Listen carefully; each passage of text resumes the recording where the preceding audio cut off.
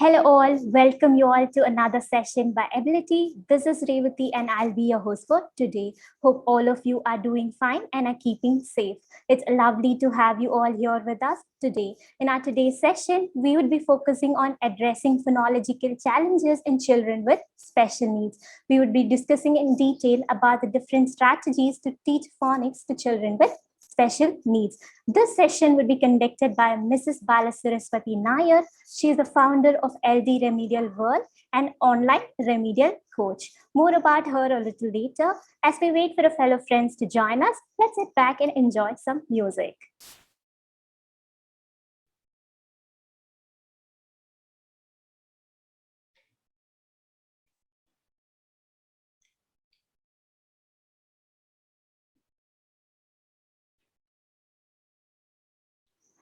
Excuse me for the technical mishap here. Because of the technical issue, I'm unable to play the music out here. I'm sure most of us have joined us. I could see most of the participants here. Now I'll discuss with you all about the flow of today's session. The session would begin with a presentation followed by a Q&A discussion. During the presentation, we'll also have certain activities to address all your inputs and suggestions in the chat box by addressing it to both the panelists as well as the attendees. A quick introduction about Ability.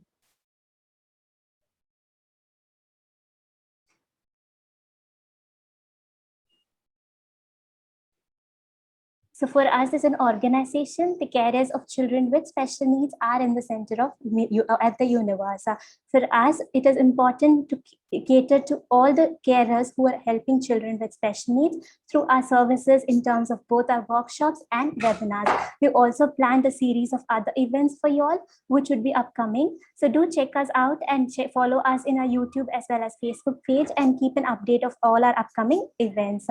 Moving on, let me now inform you all about our Ability Referral. By referring a fellow friend of yours in any social media platform, you will get an additional month for free. You can also use a link and share your referral code for you to refer your referral code to the other members for getting an additional month.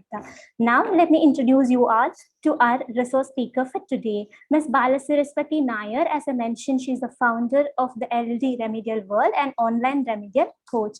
She's trained over 20,000 teachers and parents who help children overcome learning disability. She has over 25 years of experience in mainstream schooling in different boards, that of ICSE, CBSE, SSC, and IB boards, along with that of NIOS. She has over 10 years of experience in special education as the founder of Vedas Education, and also another additional 10 years of experience as the director of training for special educators in Vedas Ignite Academy for inclusive education. Along with it, she also has 12 years of experience as managing trustee of Prayas Charitable Foundation.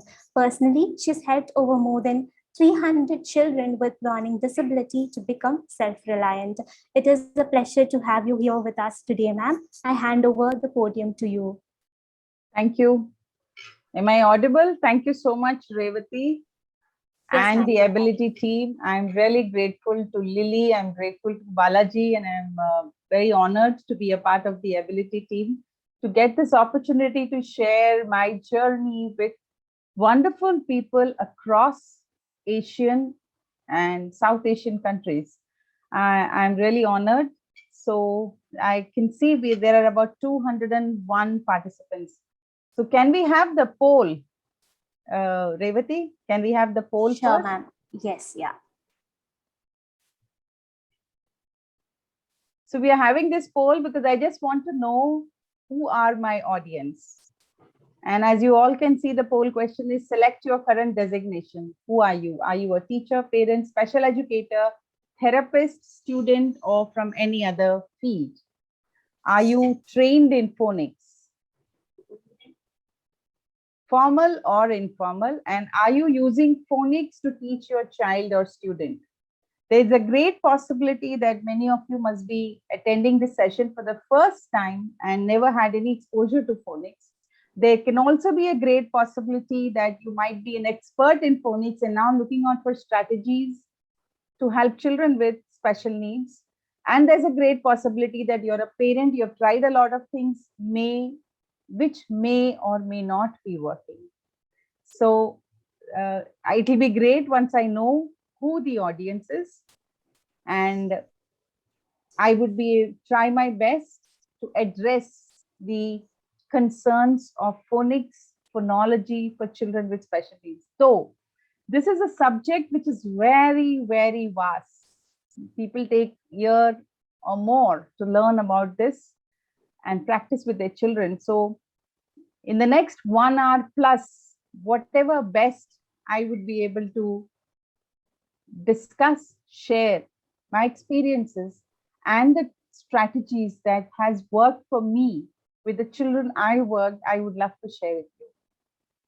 So, okay, I have wonderful people. Smita, all are saying hello to me. Thank you, Komal. Thank you, Smita. I can see a lot of you joining. We have about 20% of our respondents answering. I'd request everybody to take a moment out and quickly respond so that we'll be able to individualize the workshop for each one of you so that you can help your children better. So good evening from Pakistan, from Philippines, from Noida, from Nepal, from Indonesia, Cause from India. Good evening to everybody from Bhutan, from UAE. I have Nepal, lots of you from Philippines, Sri Lanka. Fantastic. Good evening to all of you. Madurai from India. Delhi. Good evening. Good evening. I'm sorry I cannot read out the names because it's really fast. All right. Are we giving some more time for the polls, Revati? Yes, ma'am. Just 5 more seconds and then we'll close the poll. Right. So you can quickly respond for all the participants who have not responded yet. Just take a moment out and respond. Sure. All those who are just joined, I would request you to respond to the poll so that I know who are my audience. Good evening. I have got so many wonderful names. If I try to read it, Pradeepika, Kishore, Lata, Rose from Philippines, Tina from India, Hemu Tukrai. Thank you so much for joining. Varsha, Lady, Leslie, Tikaram from Nepal, Rajeshri, Maggie May from Philippines, Jasmine Paga. Yes, Revati. So we have the poll response. Let me share the results with you in just a bit. Sure. Welcome. Thank you for noticing me. Rose, you're welcome. Good evening. Another workshop with you. Raji Nair says, thank you. Shanti Mani had attended your previous workshop. It's great to learn from you. Thank you. Thank you, Shanti. I'm obliged. Julie Augustine.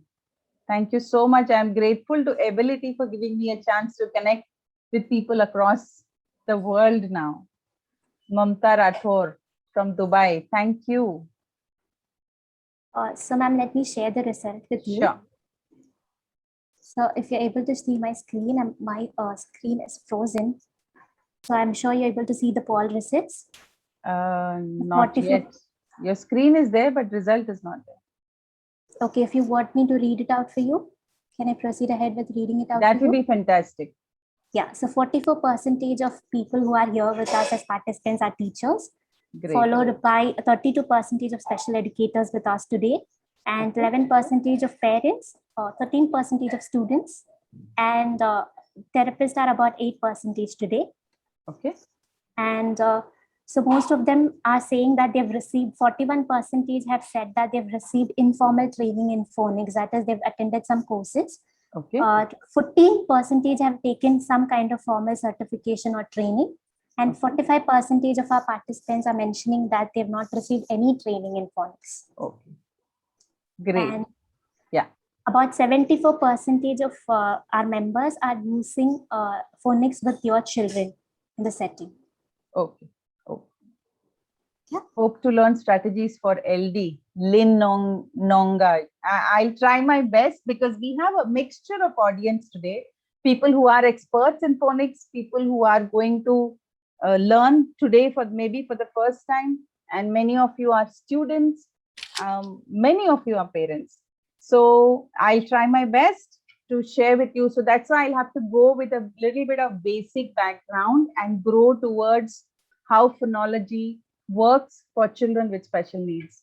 So with all your permission, can I start my presentation? Sure, ma'am. I waited to hear a lot from you and learn techniques from you today. Please All go right. ahead. Thank you so much. So let me begin with my presentation. So today we are addressing on phonological challenges in children with special needs. And hi, once again, I am Bala Saraswati. I'm an online remedial coach, and I'm absolutely glad to share my journey of phonology with all of you. So what are we covering today is effective strategies to teach phonics for children with special needs. So these are the topics. Understand phonology, because we'll begin with a base overview of the phonological skills, unique challenges faced by CWS in children, that is children with special needs, link between brain and reading, manifestation, some case discussion, classroom adaptations and modifications, parental strategies to support children, what all you can do at home and also in classrooms, right? So let me just start with 6 phonic awareness before decoding. So as a parent, sorry to interrupt you. am If I you could audible? just share your screen. Unable to see your screen, ma'am. Oh, really? Yes. I thought I did that. Oh, I'm sorry. I'm so sorry.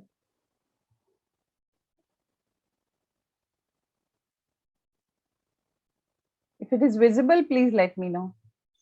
Yes, ma'am, it is visible. If you could just give it in full screen mode. Now? Yes, perfect. Yeah, ma'am. All Please right. go ahead. Thank you. Thank you for reminding me. Good, I didn't proceed much. So we are going to cover these topics today. I've already read it out, so I'm not repeating and losing out on time. So this is the audio that you heard of mine, and now you can see visuals. I'm starting with 6 phonemic awareness before decoding. So as a parent or as a teacher, I'm not talking about the specialist, but somebody who wants to help children with special needs. Now, the word special needs is really vast. So again, we cannot address all kinds of children in the 1 hour that we have, but we'll try our best to pick up the best strategies that's helpful to different children. So the first one is not a strategy. This is what I repeat again, 6 phonemic awareness before decoding. So before the decoding of the alphabets, the words happen, we need to know about these things. So what's that? Before students can begin to sound out or decode, they must have a strong background of phonemic awareness that each alphabet has a sound.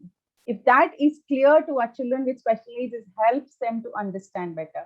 Second one is phonemic awareness is a child's understanding that our speech has various individual sounds, which is an emphasis of the spoken words.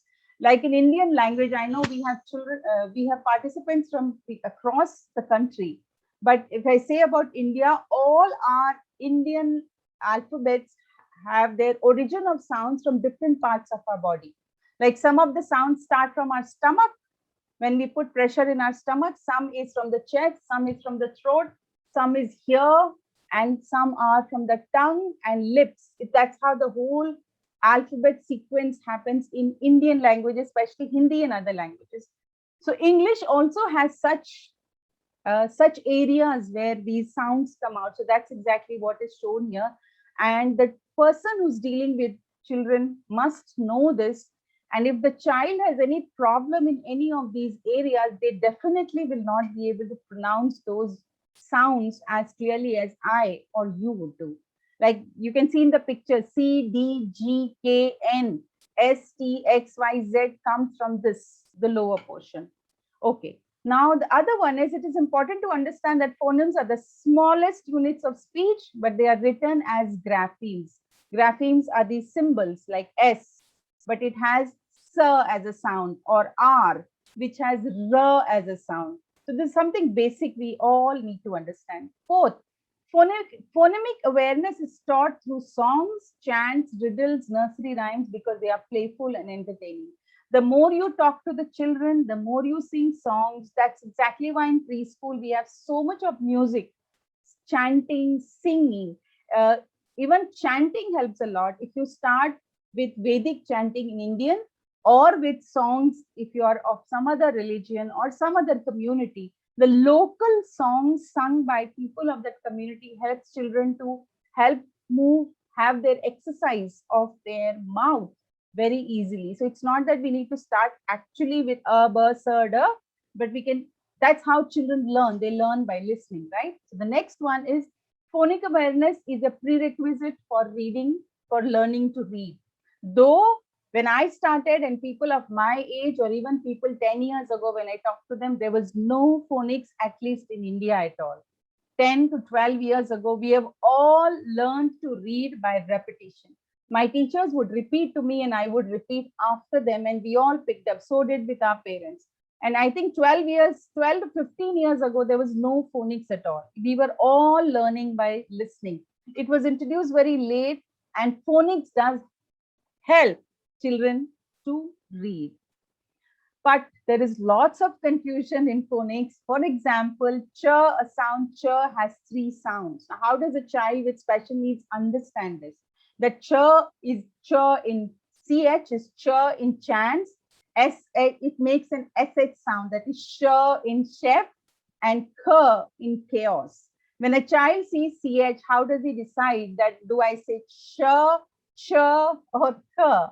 And that's where their reading gets challenging. So this is a base that you should keep in mind when you start working on. Now I'm coming to 5 simple ways to understand phonics. For you as an adult, this is for you as a teacher, as a parent or a student, that phonics is a set of relationship between phonology, the sounds of speech, and orthology, the spelling patterns of the written language.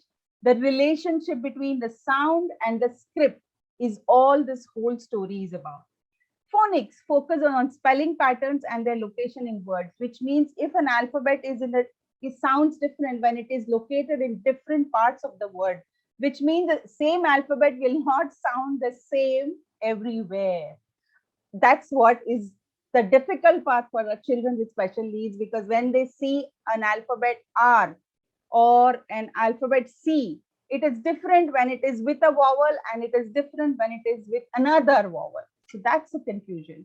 Then children use their knowledge of sounds to sound words they do not recognize. So if the child learns through phonics, they can read words which they are not familiar with just with the base of phonics. Then the main goal of phonics for a reader is to quickly decode sounds in an unfamiliar word. So I'm creating a base to understand why phonics learning helps children. And the 5th one, knowing the relationship between letters and spoken words, children will be able to recognize familiar words and be able to decode new unfamiliar words automatically. So if these kids are normal, they pick up very well through phonics, and after that you give them any set of words, they read well. And most of you who are trained for phonics will know this well. But does it work for our children with special needs? No, not always, right? So why does it works, and what are some of the characteristics? So let me introduce you to this family of consonant personality. I call them consonant personality because each of these consonants have a sound of their own. You agree? B, C, D, E, all of them have a sound of their own. And that's why I call them a personality. But amongst them also, there are 2 naughty fellows who have a different sound, and that creates a lot of confusion to these children.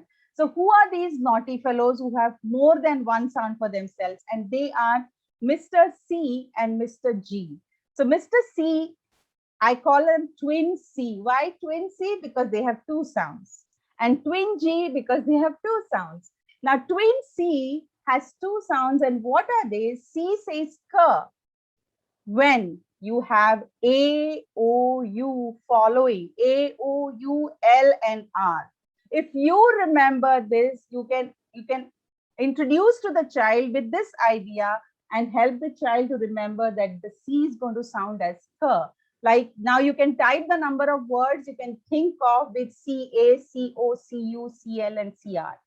If you could do this quickly, it will be a good revision for us that because this is a big confusion for children with special needs. My children ask me, ma'am, when do I say C and when do I say K? So can you really quickly type your words now that you're chatting? Think of all the words. Fantastic, Vrishti, Gayatri, casserole, right? Cat, clown, color. Thank you, Regina. Coat, cat, cut, clap. Fantastic. Yes, Lekhani, cat, coat, cut, club. So that's what. C has 2 sounds, naughty C. Now the other one is CI. So if you have CE, CI, and CY, then the C sound is sir. So could you now type for CI?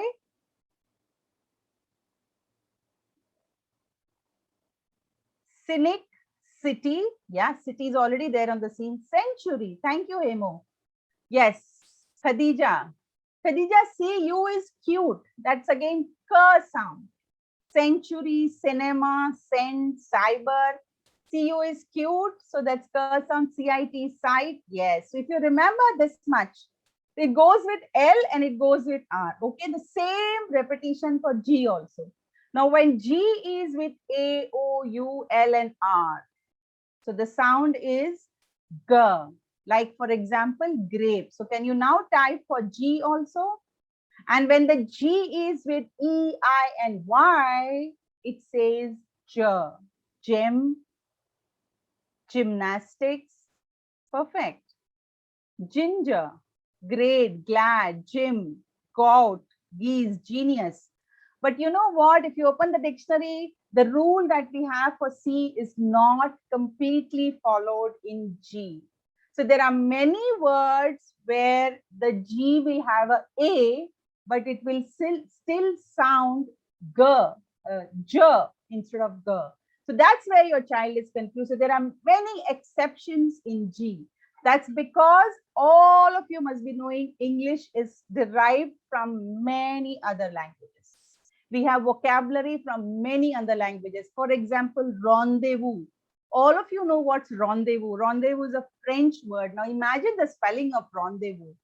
If you ask a child with learning disability to write rendezvous, which I tried in my school once, he wrote it as RENDODVU. That's it. RENDVU. That's it. Rendezvous is done because the way he understands sound, he's written it. But French is different. And that's why our kids have problems. Now let's know a little bit about, did you love this story of the G and the K? Sorry, the G and the C. If you loved it, please write, loved it, and try it. Okay, so let's know our vowels now. So our vowels we all know is 5, but W also is counted in the vowel sound. Many words will sound in W and they can come in the middle, usually in the middle of the word or at the end of a syllable. So the vowels can be again confusing. The other thing that you can remember is the short vowels and the long vowels. Now, one vowel like t, a, t, a, p, m, a, n is one single vowel sound. But the minute you put two vowel sounds, the position of both these vowels change. They become a long sound. For example, M-A-K-E. Instead of, if it is M-A-K, it is muck. There's no word as muck. But if the minute we put an E, we know the first vowel takes the longer position and we make it as me. Now, how does a child with special needs remember so many rules? So my suggestion always is to give them rules which they can remember, which is more common. Please stick it everywhere on the wall, wherever it is visible. And do not tell them too many rules because children of special needs, even otherwise, they get very confused. So like feet, the minute you have two E's, the sound changes. Absolutely. The most complicated vowel sounds are these. AI, OI, OA, all this that you can see on the screen. They are so confusing. You do not know which one to stress on. Now just look at TAIL. Now the child is confused whether I have to put a pressure on A or I. So I have heard children reading it as Ta'ial because A has A and I has E. So they'll read it as Ta'ial. Now, why are they to be blamed? Because that's what we have taught them. But the minute they are together, the rule I think says the priority is given to the first vowel. Like boil.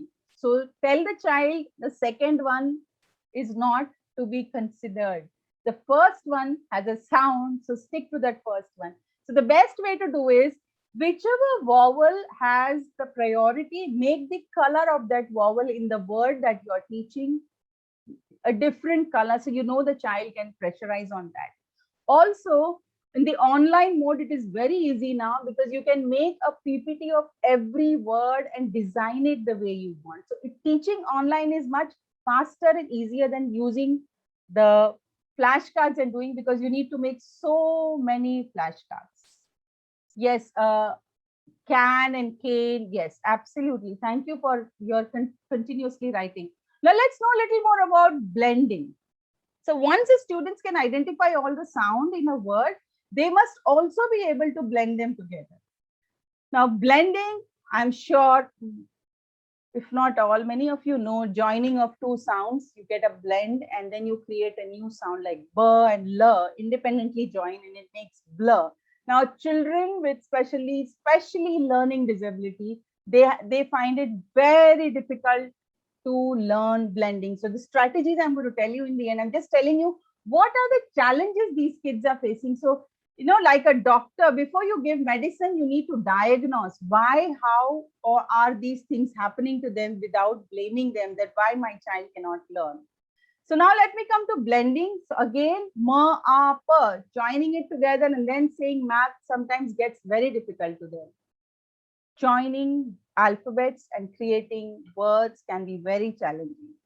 Now, another one, when there is long vowel sound, students have to identify pattern and other letter sounds of the word. For example, big, students have to recognize E is silent. So as I said before, if you have some fantastic fixed rules and stick those rules wherever the child is studying, or show those rules again and again to the child, it registers more frequently. And my preference always to always use many colors. If you are insisting on emphasizing on an alphabet, then stick to using that color. The child knows that, okay, this color needs more emphasis. This alphabet needs more emphasis. Okay, now the student's ability to blend sounds comes from a strong background of phonemic awareness. So lots of listening. Before reading, all of you must be knowing, and if you do not know, please remember this, LSRW. If you remember this, LSRW, listening, speaking, reading, and the last comes writing. Schools entertain writing much before, but I would say when the child is born, he's doing all the listening. So as a parent and as a teacher, allow the child to listen as much as you can. So how does the child listen? The child listen when you talk. So what should you talk? You should talk that vocabulary that you want your child to listen. As a parent and as a teacher, both talk the words around things in your house. Instead of saying, go and pick up that, why don't you say, go and pick up that glass, go and pick up that? You specify and use lots of vocabulary. And that's how children learn, by listening and collect a lot of vocabulary and start registering and start using. Also, when children are speaking, instead of pointing out things, encourage children to say what it is. You know, children have this habit, give me that. Now, give me what? So ask the children to identify those objects. If they are not able to say it, please repeat, ask them to say this. So when you do all this in early years, from age 2 to age 6, lakhs of words are learned unconsciously by children. That's where he's collecting data. And when he moves into reading and speaking, this data is what that is reflecting to the child and helping him to read better. Now, the student hasn't had practice blending speech into words, will most likely have trouble blending sounds into words for decoding if they are not used to listening to a lot of vocabulary. Now, I know we have people from across at least 10 to 15 countries here. I would just like to share a little bit about how things happen in India or in Hindi. Now, it's so beautiful that in Hindi and most of the Indian languages, we do not have the concept of blending at all. Now, see how this whole thing works. Our ka, the Hindi ka, and then the kha. Now, the kha itself is a blend. Because when you write it in English, when you write ka, you use k. But when you write kha, you are blending k and h and then forming the sound of kha. Now, if you go through this consonant list, you'll realize our entire Hindi, Punjabi, Marathi, Marwadi, all languages have the same consonants and vowels mostly. Maybe Tamil, maybe Malayalam have a few extra because they all originate. The South Indian languages originate from Sanskrit, so their consonants are maybe a little more and vowels. But most of it, you will realize like t and th are single alphabets with single sound. But if you compare with English, you will see t is written as t and th is written as th. So there are no blends in Indian. Now I just want to know from people who are from Philippines or Malay or China or my participants from Nepal, do you have something similar in your language? If yes, can you just type what it is? Deepa, thank you. Shamima, how can we teach nature, picture, nurture? I know. So we Use are getting images. a lot of SS response, ma'am, from our participants. I think there are also something similar in other languages as well. Yes, I can, yeah, they're all Indians. I'm just wanting that there are blends in Indian languages too. We write half letters. Very few. But you know, they have one symbol like tra. Ta and ra together we write tra, right? But the grapheme, that is the image, is only one. But when we write blur in English, we are writing B and L. That's what I'm trying to say, Ishita, Valentine, Gomes. I hope I've made my point very clear. We have one image and maybe two sounds inside that image, repeating those two sounds. But in English, that's not the case. Thank you, Deepa. In English, that's not the case. In English, to write a blend, we need to use two alphabets. So this is just to, you know, make you think of how this our language or Indian languages or your Malayan language or Philippines is different. Or even Malayan I saw. In Malay, I was just researching and I saw, and in fact, one of the ability teams members helped me for it, is it's English alphabets with individual sounds. And of course, there is some confusion in the vowels. It has more than one sounds. In consonants, most of them had the sound of the image that, like I read ma. So M was actually written as E and M. That's the sound was mentioned. So let me progress with what are the common spelling patterns in English syllables. All right. So these are the things that all of us keep in mind that children are going to face trouble with. So we are more prepared. The first one is CVC. That is consonant, vowel, consonant words and vowel, consonant words. So generally when we teach alphabets, after alphabets, the first thing most of the teachers teach or parents teach is vowel and consonant combination, which forms a word like add. And then we add another consonant and make this. So this is the basic rule. The second one is, again, syllables ending with a vowel. Now you can think of all the words that end with a vowel. So you know what, when you teach, you can keep this in mind and stick to that pattern for a week for them to practice. That today we are going to do only C and V. So everything that is with C and V, you can make a list. I believe, irrespective of the word, whether it has a meaning or not. So I'm somebody who believes words need not have meaning when you're focusing on reading. And that's what helped me to help a lot of children with learning disability. When we pick up words which has meaning, it has too many varieties. So I'll give you an example, like M-E, M-I, M-O, M-U, all of them I will practice. Without, now me by word has a meaning. It has a picture and a meaning, but M-I has no meaning. But M-I helps me to make the child read confidently with the vowel and the consonant. Same with G. So what I do is use one consonant, put all the vowels with it one by one and practice, irrespective of the fact whether the word which is formed has a meaning or not. That gives confidence to the child. The next one is 6 common syllables and patterns, the silent final E, which we did previously also. That the first vowel will take a stronger position. So color, when you write H-O-M-E, I have not done it here, but what you could do is color the O in a different color so that the child knows I have to put emphasis on this alphabet. You can also increase the size. That's another technique. You write H, make a big O, make a normal M of the size of the H and a normal E or maybe a smaller E. Initially, this helps a child to register that, okay, I'm supposed to focus on the second vowel. Sorry, the first vowel, the second alphabet. Now let me come to the fourth point of common spelling patterns, that is vowel teams. So this is a nice rule. The first vowel is long and the second is silent in AI, which I said before. So it's beautifully, it is said, if two vowels go walking, the first one does the talking.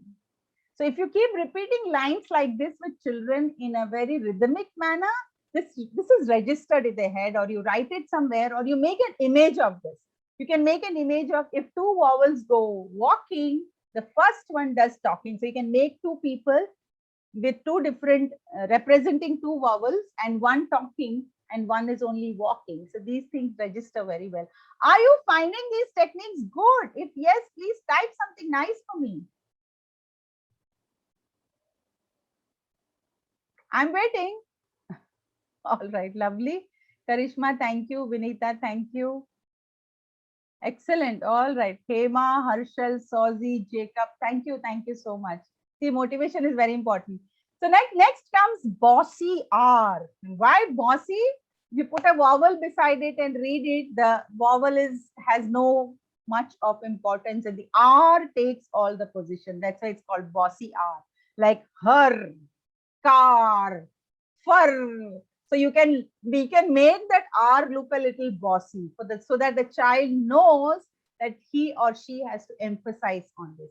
And the sixth one of the common spelling pattern is consonant plus LE. That is little LE, LE in little and LE in turtle is only L. Consonant plus LE.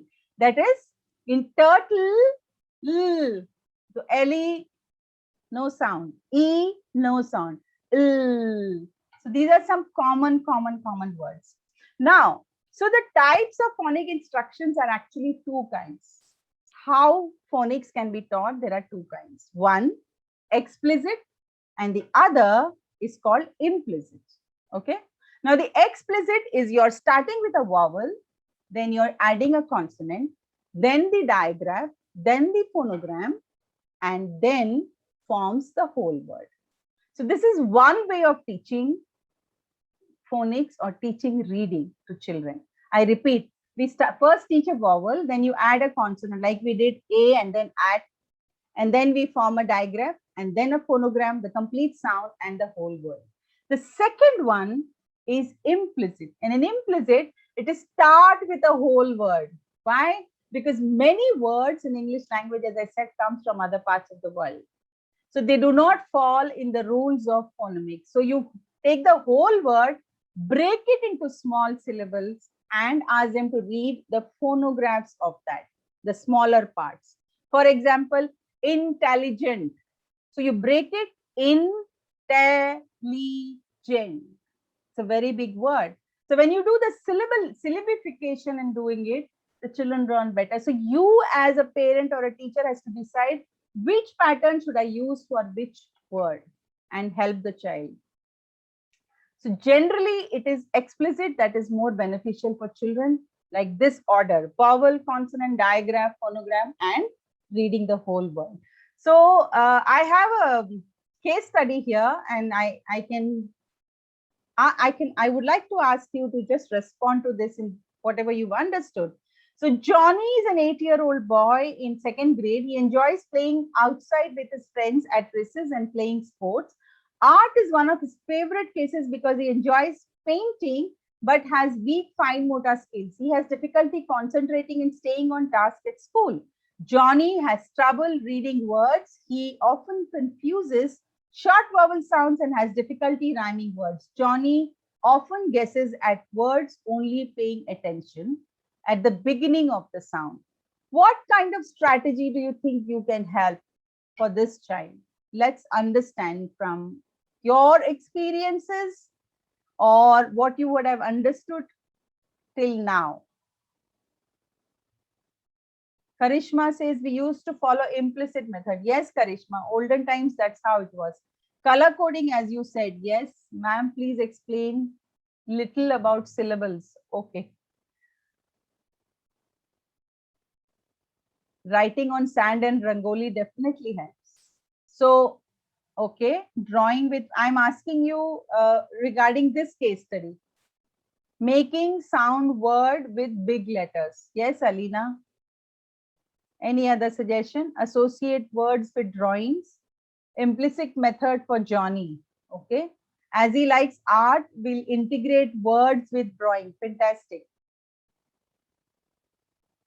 You mean you will draw the images of the word, or you can draw the image, make the alphabet have an image for itself, each alphabet. What is LLSW? Follow LLSW. Tracing spellings on sand tray, alpa. Yes. Writing on the back of the body, writing on the skin with your hand helps them very much. Tracing and playing with flashcards. Yes. Doing PPT of these words. Make a nice PowerPoint presentation, because anything you do digital can be stored very well, and keep showing those. Flip cards. Perfect. Use alphabet box. Excellent. I have a bunch of excellent students. Okay, so why do children with learning challenges struggle with phonic instruction? Because their brain is wired different. As simple as that. The way we look, a normal brain looks at the alphabet is not the way a learning disabled child is looking at. And that's why they are not able to relate between the word and the sound. So 80% of students with learning difficulties have reading problems. And children struggle with phonics and reading due to lack of phonemic awareness. As I said again, in the olden days, there was no phonemic awareness. We would just repeat and say what our people around would tell us to do. But phonemic awareness does simplify things a lot for children, as long as the teacher who's training, her phonics are very clear to her. Her pronunciation is very clear. Her emphasis on the various words and sounds is very clear, that children learn well. I've heard this complaints from parents that though phonics is taught in school, but my child is not able to read well, is because the teacher has a knowledge of phonics, but she lacks the knowledge of pronouncing the word in a particular manner. And that's why children miss out on good reading. Okay, now let me give you 9 golden rules for parents and teachers. You want these golden rules? Please type 9. And I'm lovely. I'm finding 303 of you absolutely active. Thank you so much. So what are these 9 golden rules? We should start teaching children with phonics, move to whole words, and teach them together. Can I repeat? Start teaching using phonics, then shift to teaching whole words, and then teach together. If the child learns more with phonics, use phonics. If the child doesn't learn with phonics, please don't use, because we all learned without phonics. Then switch over to whole word and just repeat whole word. Like many words in English are not phonetic at all. Unlike Hindi, Punjabi, Marathi, Marwadi, all languages, all Indian languages are completely phonetic. What we say, what we see, and what we read is the same.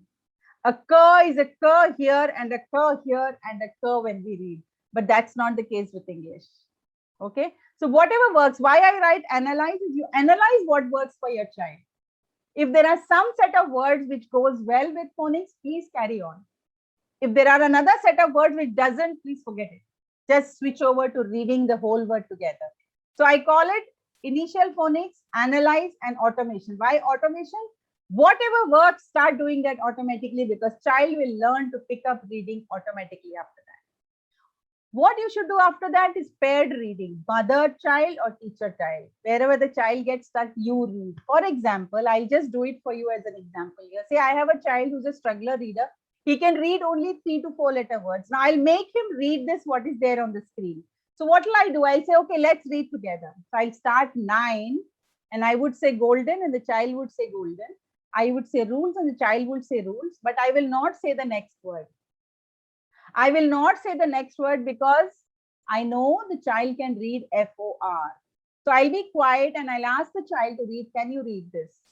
So if you are doing a story with your child, read the big words, but leave the 2-letter, 3-letter words for the child to read.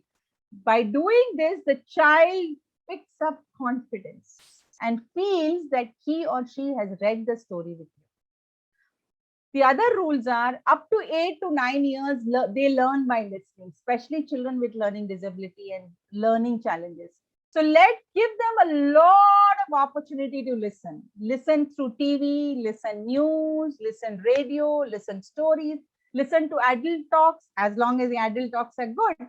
Listen to people around, listen to other children. So giving an opportunity for children to listen adds a lot of vocabulary. You know, I have seen, this is a human behavior. One day I did Maun Vrat. I don't know if you're, Maun Vrat is being silent. Okay. So I do this, I used to do this very often in my organization where I would tell them that today I'm not talking. So I run a school without talking, and that's so astonishing. And what behavior I see, I'm not talking, I'm quiet, but I'm able to listen to whatever everybody wants to tell me. So I see this teacher walking into my room and I just show her a flashcard, say, today is my silence day, and I don't talk. Now, you know what the teacher does? She also starts doing action. She says,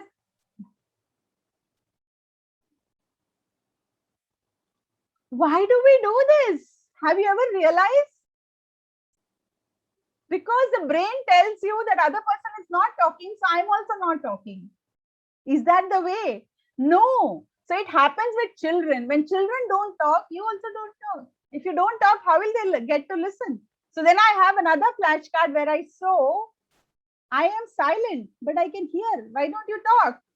So I show it like this, please talk. And then the teacher starts talking. I said, yeah, I can talk. So she starts talking. And then I'm silent, and then I'll nod my head and say, okay, I give approval, or I agree to something, I disagree to something. And then I'm again doing some action. Again, after some time, the same teacher, she does this. Have you noticed this with you or with your children ever happening this? If yes, please type.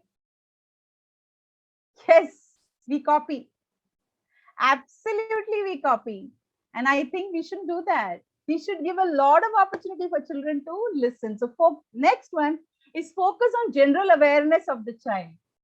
What's happening around? Talk about things happening around and give opportunity for children to listen to more and more vocabulary.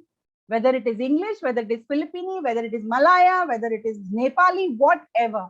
If your focus is a child must have more English vocabulary, then give more English vocabulary.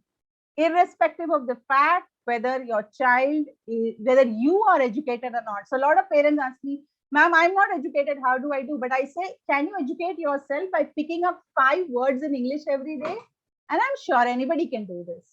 So I said, just pick up 5 words and try to use that 5 words in your whole day. Don't teach the 5 word to the child. Use it. Instead of saying in Hindi, darwaza, I tell them use door.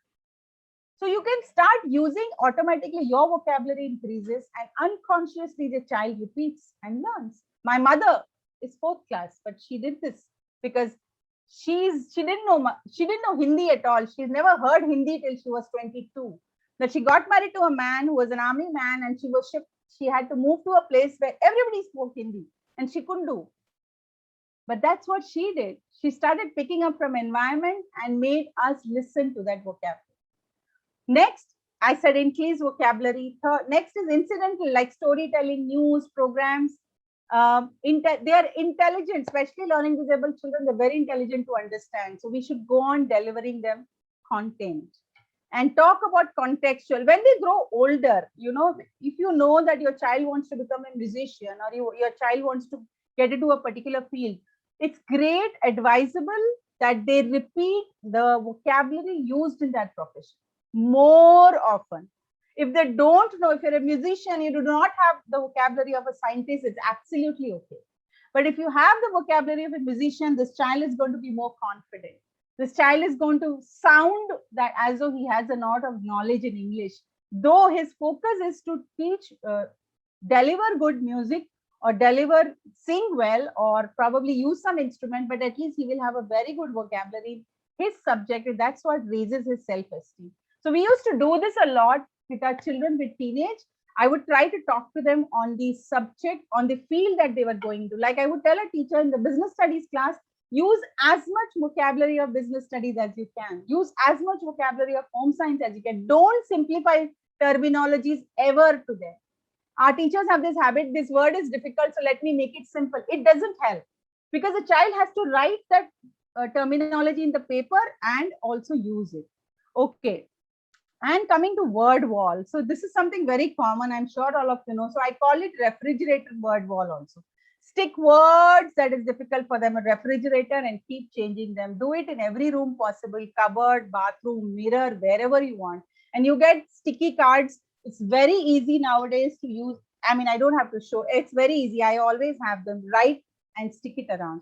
Give success, or every time the child reads a word, make them feel different, because they are able, don't them make them feel special, but make them feel different, that yes, you can do it. And don't pamper kids who talk, when children are very small, it sounds great when they have this, in Hindi we call it totlapan. I can't get the word in English.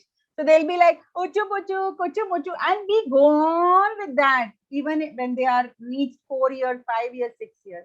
And it's just not good for the child, because you are so much busy doing uchu puchu kuchu puchu that the child is losing out on a lot of fantastic vocabulary that you can get. All right, so we have another case study before I go and give you more strategies, and that is Rahman is a 10-year-old boy in the 4th grade. He enjoys playing outside with his friends at recess and playing sports. Games is one of his favorite classes because he enjoys playing but has weak fine motor skills. He has difficulty concentrating and staying at tasks at school. Rahman has trouble reading words. He often confuses long vowel sounds and has difficulty rhyming words. Rahman often guesses at words, only paying attention to sometimes the beginning and sometimes the ending. What do you think you can use a strategy to help this boy? He's 10-year-old. I can have a glass of, some water. Meanwhile, you can type. Sure, ma'am. I'll help you out with the chat box here. So having actions for long and short vowels is what our participants are suggesting. Using hopscotch with words so that the child is able to learn through other sensations as well. Showing a video on letter and sound association, using flashcards, breaking the word into half and teaching the child, highlighting the beginning and the ending because that's stronger for the child per se. Using music while playing games to teach the child. Fantastic. Thank you, Revati. Thank you so much. I play this game called Hunt. What hunt? Treasure hunt. So what I do is I make these words and put them in different boxes, or maybe in crushed paper, and I place them everywhere in the building. When it is school or when it is house, anywhere in the house, different places. And you keep giving the kids clue, right? Because this kind of boy is somebody who wants to move around, play and learn. And he should not realize that he's learning a word. So our intention is to make him play, put these words everywhere in the house where you think it is safe for him to go and things will not fall and break and things like that. You are the best judge for that. And just keep giving him hint. Okay, the first, and in the end, make sure he gets a gift. And a gift could be even a fruit. A gift could be a sweet. A gift could be a pencil. A gift could be anything. Gifts do not have to be expensive stuff. Please, parents and teachers, let's get this out of our head, that if you buy something more expensive, the child is going to learn more. No, it's the whole value of a gift that is important. So when you put things like that and ask him, okay, the first clue is in the bedroom, and then you give him 3 words for that. So what's happening? He's going to search a word. He's going to get 4 words when you're giving him vocabulary. Like, I'm going to give you 4 clues, and these 4 clues are 4 different words, which is there in your bedroom. And then now he's going to use this clue to reach that word and identify that word and come and give it to you. So physical movement like this, or having a bowl of flashcards, or having a bowl of cards and just throw it in your drawing room. Just throw it. And now ask him to pick it up from everywhere, and you also do it. You also pick it up with the child like a game and bring it. So now what's happening? He's moving around, he's picking it up, and every time he picks up, he reads out the word to you and puts it back in the basket. You also pick it up, reads out the word, and put it back in the basket. Is this nice? Is it good? I've done this many times with children. All right, and now it's time to get the 15 super effective phonics strategies. Are you ready to get this? Please type super.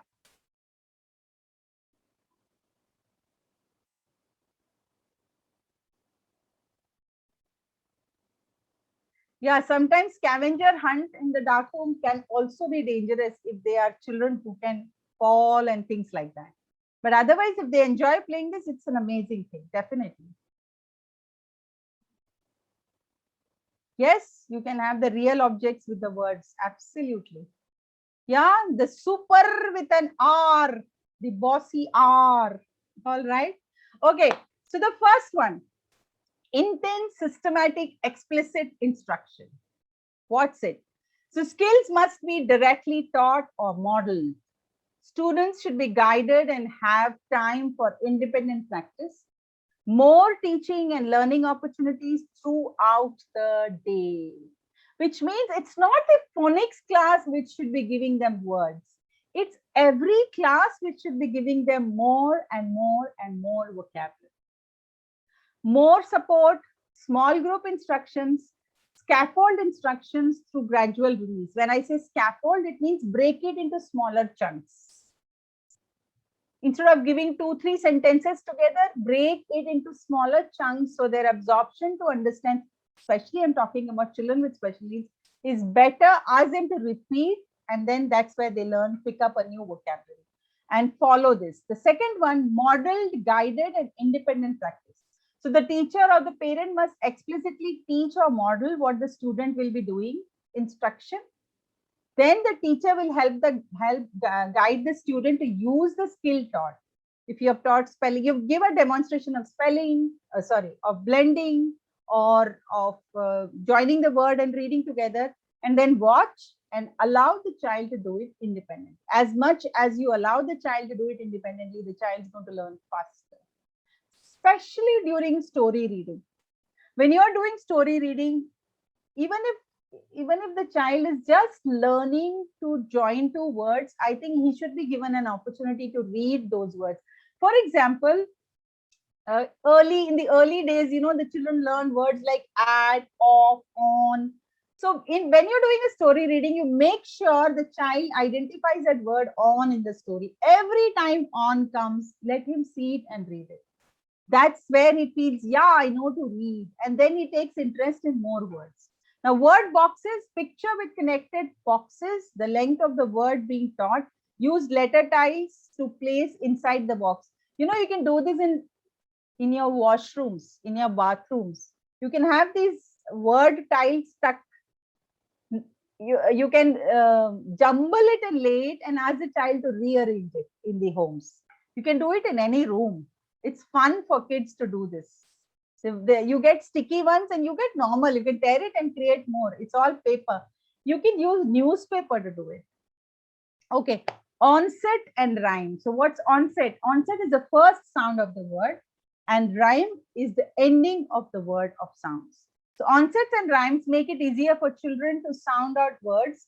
When they are familiar with the rhyme, they can use it to help decode the words. When students are familiar with ache is rhyme, the second part. When they come to word b and then ache, it will be easy for them and add the onset. Now, these are terminologies that I'm using for you, not for the child. You don't need to tell the child this is onset and this is rhyme. You can just simply use that this is the first sound and the second sound. I'm going to give you 10 words, but I want you to say only the first sound. Though the word B-A-K-E is there, but ask the child to say only the first sound, like A-K-E, A-C-K or A-K-E can have a B, can have a C, can have a D, can have many other consonants with it. Ask the child to only identify those sounds and then stop. And now ask the child to identify only the A-K, that is a rhyme segment. And then third level, this is all for special needs children. Maybe the normal kids don't need this. And yes, you can play word bingo. Do you play bingo with numbers? I used to play word bingo with children. So my teachers would make, cards like this. I'm sorry I don't have, but I think there's a picture of a word bingo here. So what we would do is write the words which we want the child, which the child already is familiar with, and also write some words which he's not familiar with. And then play this game where he only identifies the word which he's familiar with. So that word can be more than once in the card. So what happens? He gets more familiar and practices that word more often. Okay. Then the other game is spell game. It can, if you can spell game, pick one rhyme you would like to use for an example in word family. That is, write the word pin on the board. Each student will have his or her own whiteboard and dry erase mark. I'm giving you classroom situations. The teacher will say, if you can spell pin, you can spell win. The students will write the word. So again, same thing. You're first practicing with the first sound, and then you're practicing with the second sound, that is the rhyme, and then putting it together. So as I say again and again and again, every word you teach need not have a meaning. When you're doing reading, you can just have IN with all the consonants, just for the practice of reading. Next is word family sliders. All of you know this, there's nothing great. AN is a family. And, ban, can, pran, pran. So again with different colors, putting it together, separating it. The next is most common word families. This is the most common word families in English. So when you start with A, C, K and put all the alphabets one after the other with A, C, K. Again, meaning or no meaning. The child gets the confidence to read because he is now clear with act. Now put a B, put a C, put a D, put a F, put a M, put a N, go on changing the first letter. And they read all of them. Don't try to explain what it means. I believe reading and comprehensions are two different parts of the brain. Let's not mix it together. Drill practice. Children with learning disabilities need repetition to retain knowledge. More frequent practice and practice with pictures if possible. Blast game. I'm sure many of you must have played this. If not, put flashcards of words that you are working on or into a can. The student must pull out the word, read it. If they can read it, they can keep the card. If they can't read it, it goes back into the bin, so you can play it like a family. If you have decided like ACK is my word for the week, put all the words with ACK in a nice basket. And like a family, all of you can pick it up, read if you can't. Now, when we play with like a family, imagine there are 5 members in our house doing this. You are introducing 5 words to the child's ears for listening, and his vocabulary is going to increase. So if there are 2 cards in the can that say blast, if the student pulls out a blast card, they must put all their cards back into the can.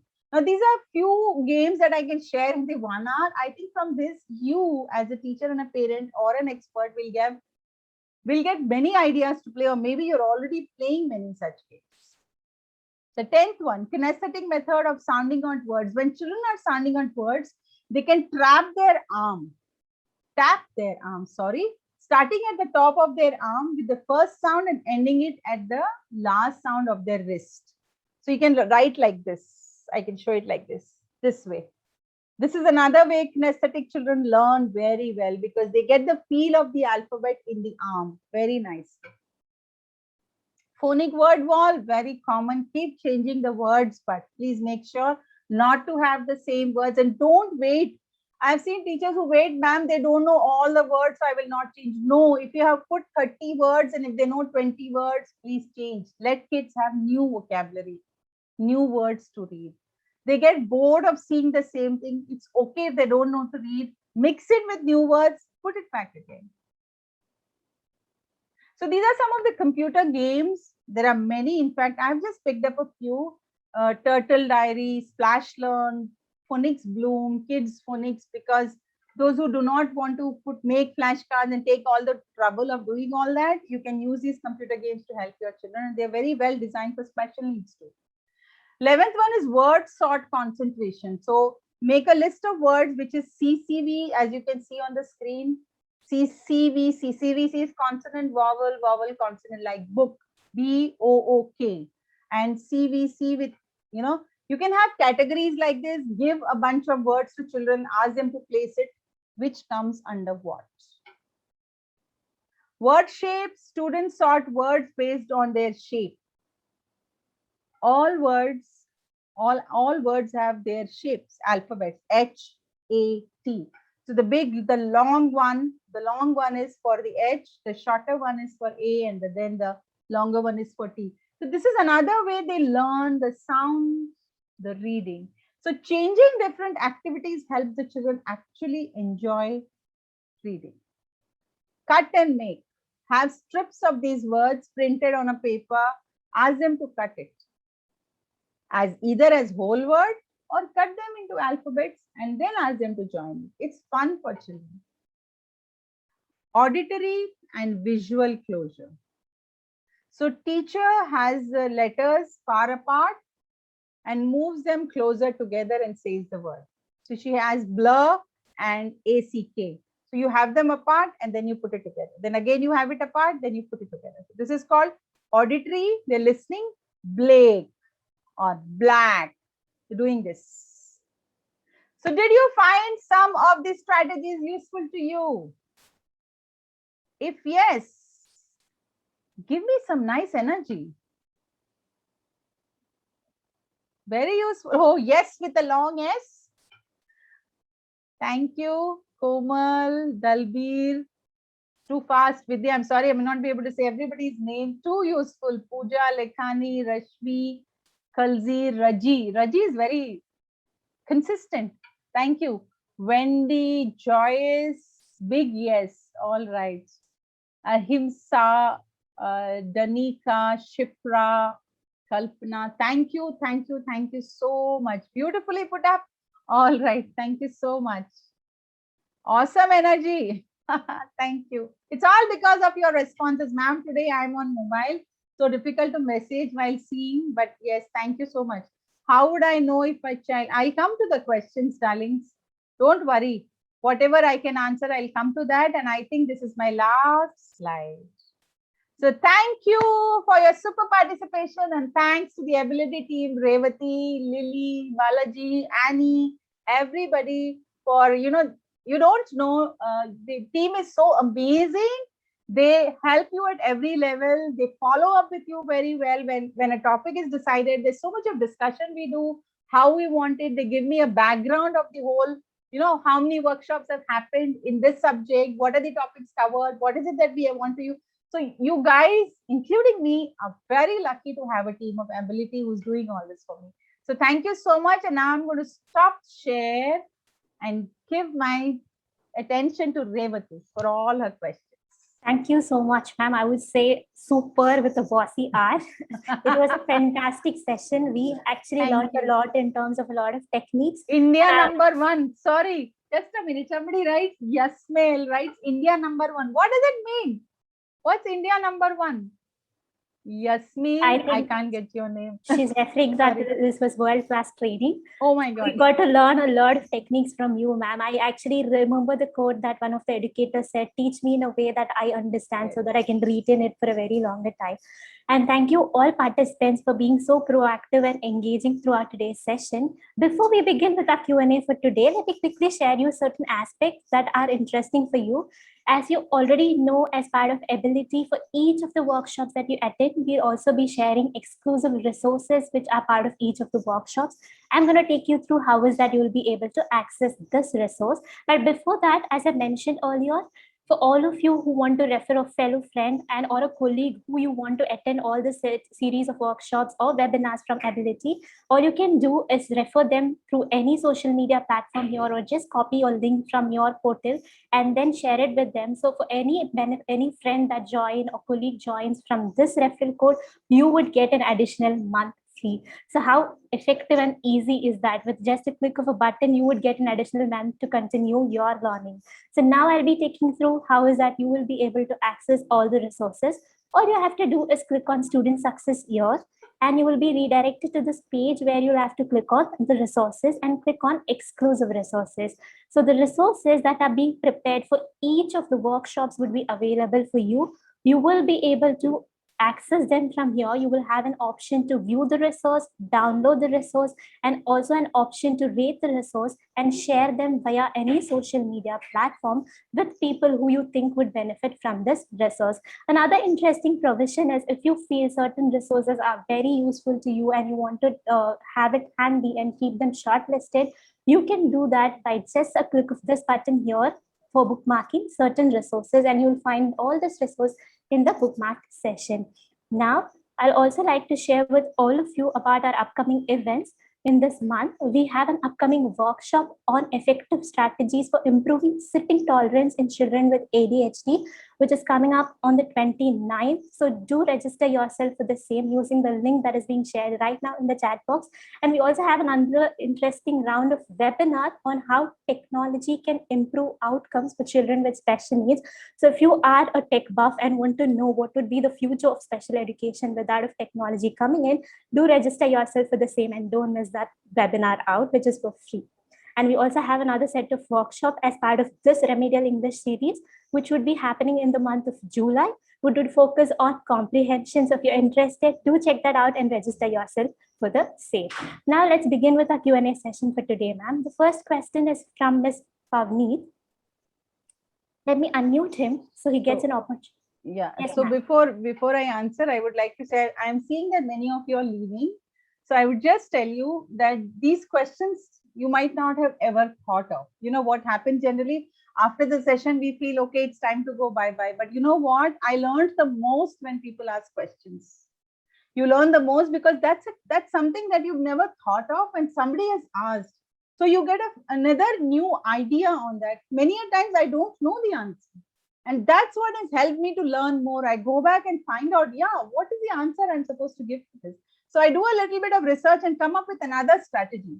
So any session, never leave at Q&A because Q&A is the main resource of everything. If the question is repetitive, definitely I'm going to say I've already told about it. But if it is not and something new on which I've missed out, I would just love to answer that. Thank you, Revati. Thank you for sharing that. And we learned a lot from questions, basically from the cases of others as well. So the first question is from Mr. Panmeet. Okay, I'll ask his question on his behalf. So his question is how to use these techniques that you taught us in online platform, because most of us are operating online right now. So how to teach phonics to children with special needs online? If you could share. So I just covered it in my presentation also, and I'll repeat it. Make amazing flashcards. I mean, make amazing PPTs. Just amazing because it's all free. Design the way you want. There's no energy, no color, no painting required, no hard work. It's so easy. I'm finding online easier than offline because you can show it on the screen the way I did for you. Imagine I have to use a blackboard and write all this and do it. Amount of energy I'm going to lose to look at the board in a physical workshop and erase and rewrite, etc. But in an online, it's much easy. So before you start teaching, if it is clear with you, like I said, write ACT. Suppose you're teaching ACK. So in one slide, write ACT. In the second slide, you write B plus ACT. In the third slide, again, repeat ACT. And the fourth slide, you write C plus ACT. So every time a new slide comes in front of the child is reading only that. But you have made 30, 40, 50, 60, 100 slides. And once you have made this, please store all your resources because they are going to be reused for multiple purposes. So it's much easier than using it, than doing a physical flashcard. I hope most of you would agree with this. And if you agree, please keep saying agree. Thank you so much, ma'am, for sharing your insights. The next question is from Ms. Jyoti.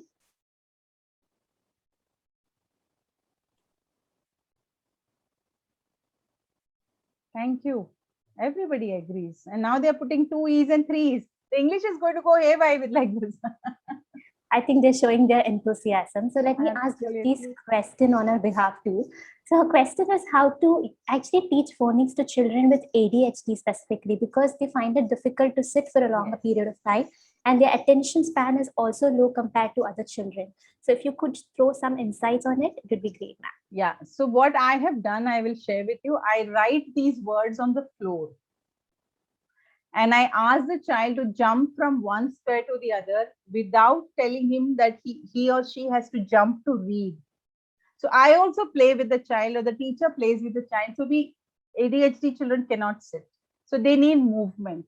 So I keep jumping, and then when you jump, you play a music. So like we have this musical chair in India. I don't know if this game is played in other. So you have chairs and there's a music played, we run around, and when the music stops, you sit. So what I do, I ask the child to run around that place, wherever that place is. And as the music stops, I ask the child to jump on any of the boxes to be safe. If you're not in a box, you're out.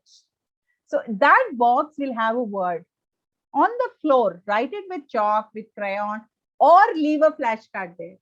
And whatever word is there, ask the child to read. If he reads it well, appreciation, recognition, appraisals. If we cannot, help the child, but there is no out. If you can't read, don't throw the child out. The out is a rule if you miss jumping on a box when the music stops. I hope one game like this, you can think of many games where children will need movement. If you have movement, they learn. So let them swing, let them keep swinging, and you show them flashcard. Let them run, you keep showing flashcard. Let them jump, you keep doing it. Don't expect ADHD children to sit straight and look at the word and read. Don't do, because it's not there in their system. And let's not damage what God has created for them. They are very creative in many other things. Let's use that creativity there. You start moving and jumping. I became fit when I worked with ADHD children because they made me run a lot, do everything with them. Thank you. Thank you so much, ma'am, for that insight where you specifically mentioned to actually channelize your energy and also teach them. So you're actually killing two birds at one shot. Yes. Great strategy. The next question is from Ms. Shanti. Yes, ma'am, please go ahead. Yeah, hello, ma'am. This is Shanti. Firstly, I would like to say that you're an amazing teacher, and I wish I had you as my teacher. You're super full of energy. Thank you, Shanti. Next, I would want to ask regarding, I am a teacher for the lower KG or junior KG students. Okay, and this is a normal school. I think I had mentioned to you last time, it is a school with first language, English being the first language, this one for them, you know. So I wanted to ask, when we talk about the vowels A, E, I, O, U, and now you have mentioned the W, but somewhere I had already also read that Y is another vowel. Yes, you're right. Okay. Yeah, so then should we confuse the children with these vowels, or we just go on with the A, E, I, O, U basics? Good question. First of all, let's not use this word confuse. Remove that word. Say, should we add this word, this vowel to the child's vocabulary? Because you know what? As teachers, the vocabulary we use makes a lot of difference to the child's brain. As I said last time, I remember when you say, today I'm going to do difficult words, you've already declared the words are difficult. Yes. Why? Why are we troubling children? Instead of say, wow, today I'm going to introduce some amazing words to you. How do you decide whether it is difficult or amazing? At least you can make it amazing just by giving them a feel. Wow, I'm going to learn something new. It might be a difficult word for the child, but why do we announce it? Okay. And then you introduce it the way you want. So coming back to your vowels, you don't need to emphasize it, but I said it to you as a teacher that C with Y is giving an I sound, and that's why Y is also considered under a vowel. It's not to be emphasized to the child at all. Okay. Yeah? Thank you, ma'am. Thank you, Shanti. Thank you. Thanks a lot. Thank you, ma'am. The next question is from Mehra.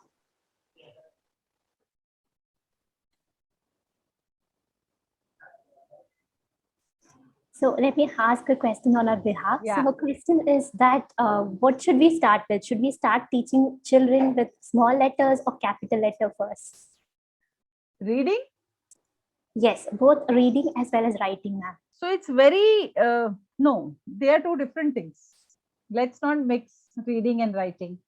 If it is reading, then again, it's a very debatable topic, and I've seen different philosophies to this.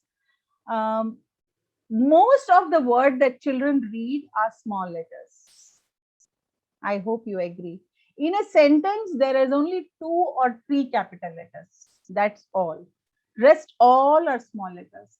So actually, the more practice we give with small letters, the faster they start seeing the phonograms, that is the shape of the letter, and match it with the sound and say it.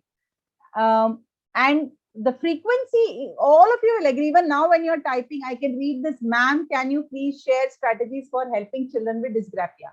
This entire line has only 1 capital letter. So practice, especially special needs, I would say this, practicing more with small letters makes their small letters more clearer and confident, and introducing capital letter later is just fantastic. Coming to writing, that's a different, that's a totally a different way of looking at it. Again, in writing, as reading, we use more of small letters.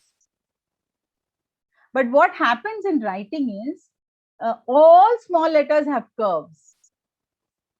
Okay. Now, curves are very difficult for children if you're starting to writing early. And that is why we introduce M and L and T first.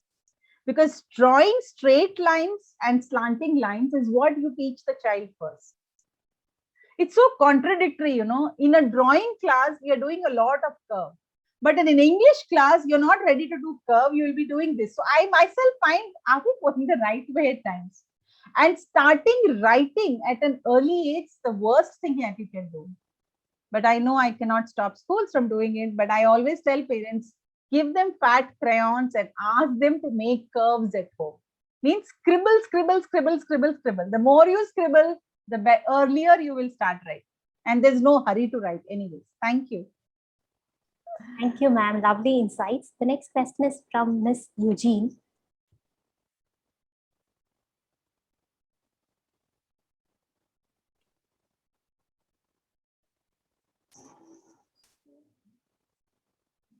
Is Eugene going to unmute?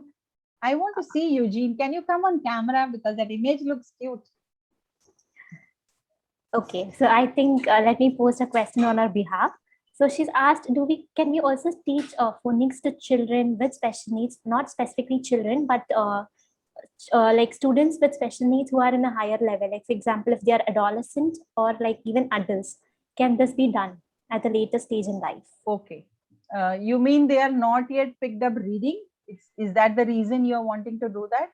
So if that is the case, then I would say do both. Like I said, implicit and explicit. Whatever works for the child. Don't undo things for the child and make it very complicated. If he already knows reading, but he's not able to do the reading of his age appropriate, like he's in grade 9 and he's not able to read a grade 9 level. So first we assess what is his reading level. If his reading level is grade 2, because that's what happens in my school. Most of the kids used to come to me at grade 9, because grade 10, they don't want children who don't perform well in board exams. So the parents are asked to leave the school. So when they come, their intellectual ability is super. They can understand what's happening around. They'll give you a nice long lecture on COVID also without any problem. But the minute you give him a script to read on COVID, he'll be like reading like a second grade child, because he's a child with learning disability. So when he's reading, what I do as an observer is find out what is he struggling with. Is he struggling with blends? Is he struggling with, when he reads, vowels are troubling him? Or is he struggling with big words? Or is he struggling with words like saw and was? So after a couple of reading patterns, you come to an understanding that, okay, this is where his problem. Then decide whether you want to do a whole word practice or a phonic practice. Whatever works for the child, do that. There is no rule that follows this. Thank you. Thank you, ma'am, for emphasizing on the fact that whatever works for the child, follow that, because every child is unique and different. And it's important for us to recognize and appreciate and embrace it. Thank you so much. The next question is from Ms. Hema.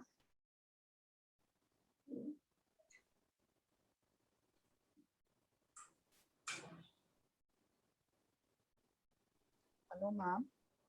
Yes, ma'am. Yes, Please go I Hema. ahead. want to know how does this phenological need of LD child different from a non-LD child? Good question. Is your child LD or are you a teacher? The problem is like we are yet to decide because How old is the child? 9 and he has bit difficulty in reading 4 to 5 letter words. Okay. So after a month we are going to get the test done. All right. His IQ is 105 and he's good in every other Wow. thing. Fantastic. And he's good in every other thing. Only problem is with the reading English and English where the words don't like the spelling is different. What is written? Otherwise, if the same thing has to be read, then he's okay with those. I understand. So Hema, basically the children with LD, the way their brain is wired is very different.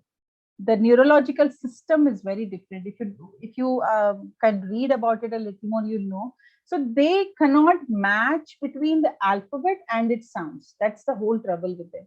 Like a normal child, you show an alphabet D and say "the" 10 times, it will register.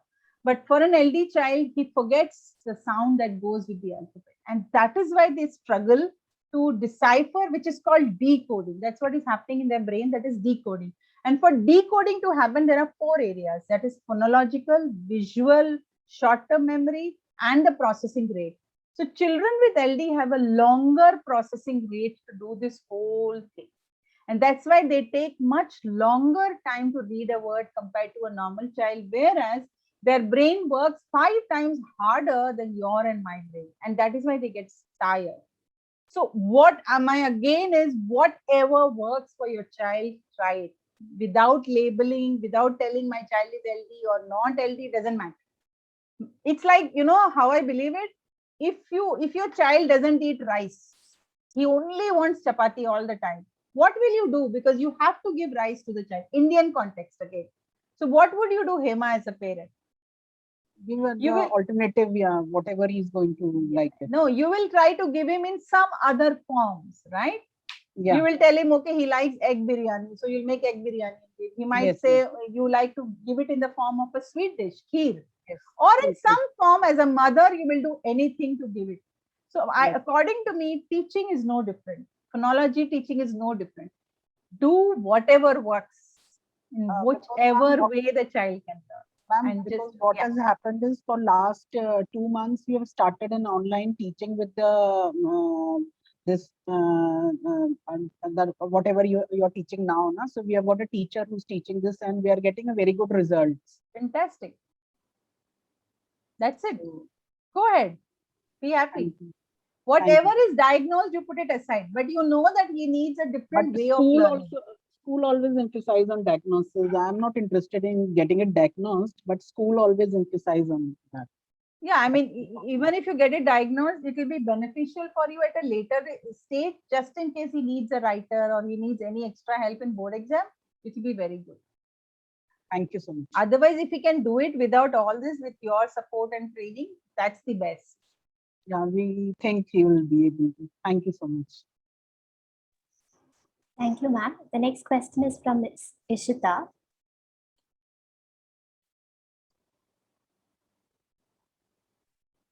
Ishita, thank you for writing so many nice things for me. I was reading it very often.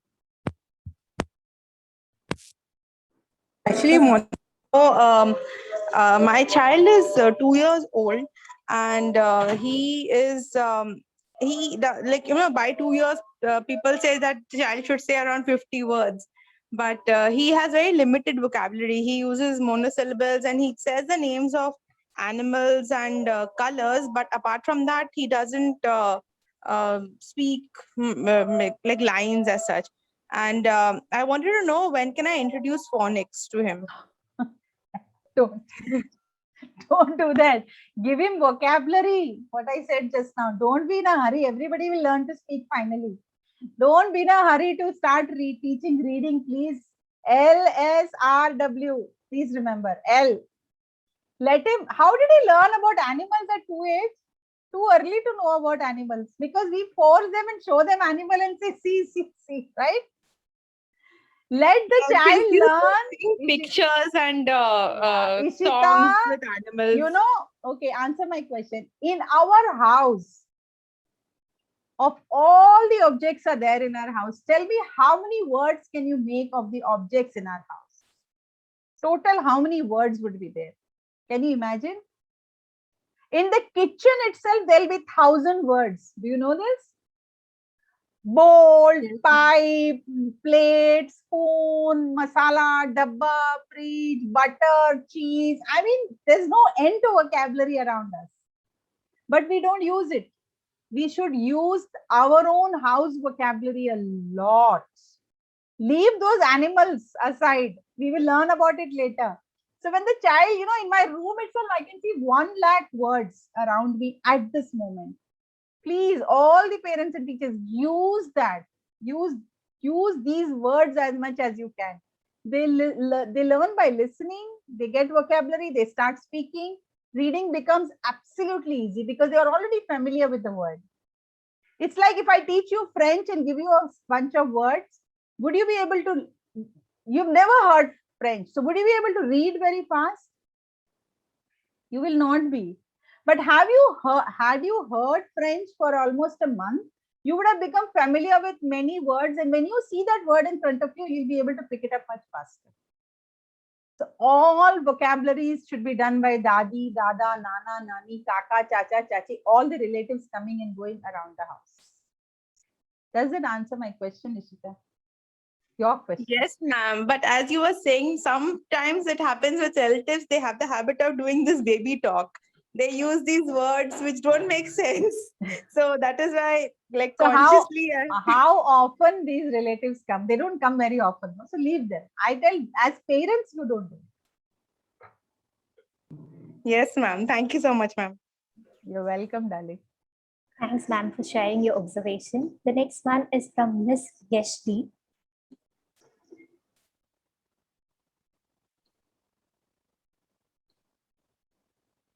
Yeshi. Okay. Hello, ma'am. Hi. Where are you from? I'm from Bhutan. Bhutan. All right. Yeah. Great to Thank hear you so you. much. I have been attending your workshop and they are very enriching. And Thank this you. one especially, it's very enriching. Thank you Thank so you. much for your brilliant ideas and suggestions. I'm going to use them in my classes. Thank you, I Yeshi. have a question, and that is, I have a child, a student in my class who has speech difficulties. Mhm. And I am trying to make him read words.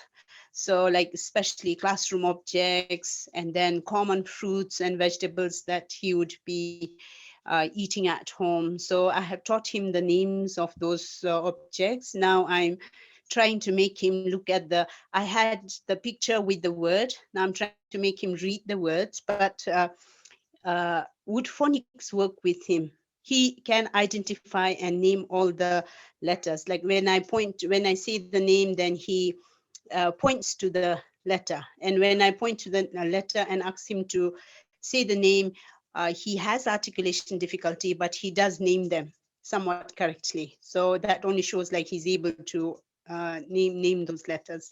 So would phonics work with him? Can I use phonics with him to help him articulate better and then read words? Okay, Yeshi, thank you so much for that question. It's a very, very, very interesting question. So first of all, congratulations for whatever you're doing is amazing. It's just great. You found your own strategies to help the child. I would say just continue doing what you're doing. Wherever Thank you you. find success, you continue doing that and try new techniques. So you can try phonics with them. If it works, just go on. If it doesn't work, just pick up words and start teaching the whole word method. As simple as that. And again, I repeat, there are enough number of vocab words in and around our house and our classrooms. We should use those words in our conversation. Only then children are going to listen to it. How do we learn mother tongue? Do we have a list of words which is taught to us in our mother tongue? No. People in our house just keep talking about it all the time. How did our children learn the word corona? Everybody knows in this world, COVID and corona. Did we teach them in school? Did we have a flashcard? Did we write a flashcard and show them? Did we tell them about vaccination? A 3-year-old child talks about, I can't go out without vaccination. Where did he get this word from? They talk about, I heard a 2-year-old saying mask. I mean, I haven't used mask before COVID other than teaching in a drama class where you use mask to teach something. I've never used this word mask. But today we use mask like any other word. And how did it happen? Just because it's being used.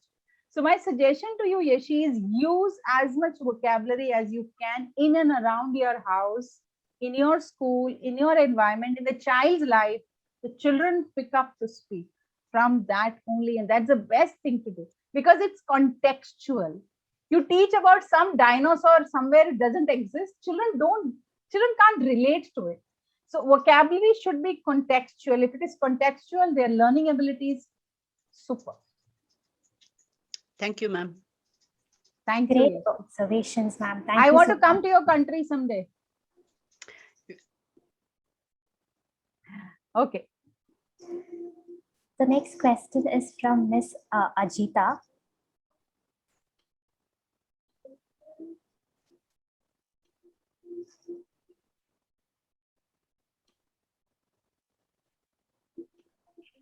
Hello, good evening, ma'am. Good evening, Ajita. Where are you from? I am from Hyderabad, ma'am. All right. Yeah, I'm a special educator, ma'am.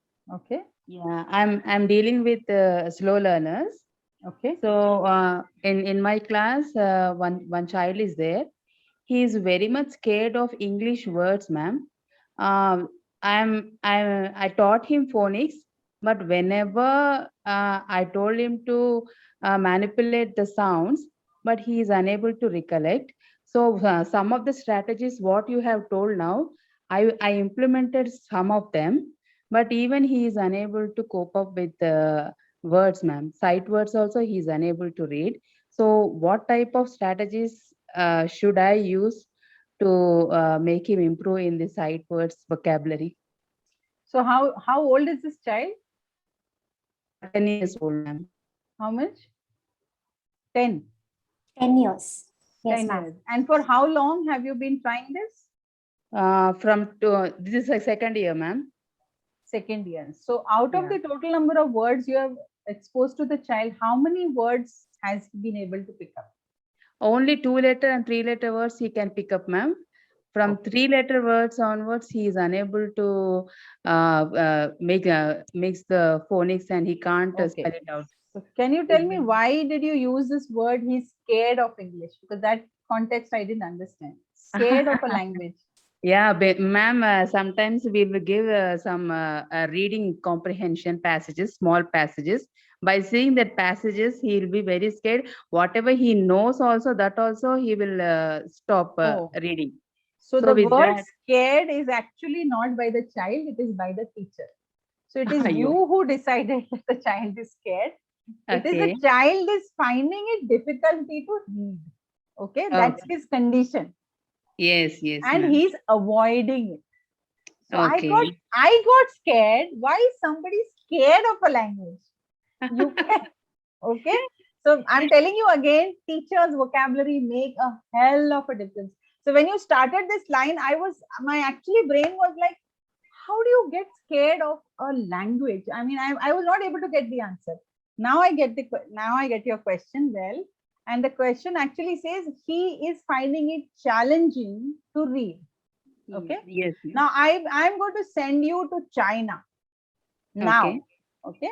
And there you are supposed to eat noodles not the way we eat in India with fork and spoon. Or you go to Singapore, maybe. Okay. And there you eat it with I forgot. Revati, what do we call that? Two things. Oh my God. Chopsticks.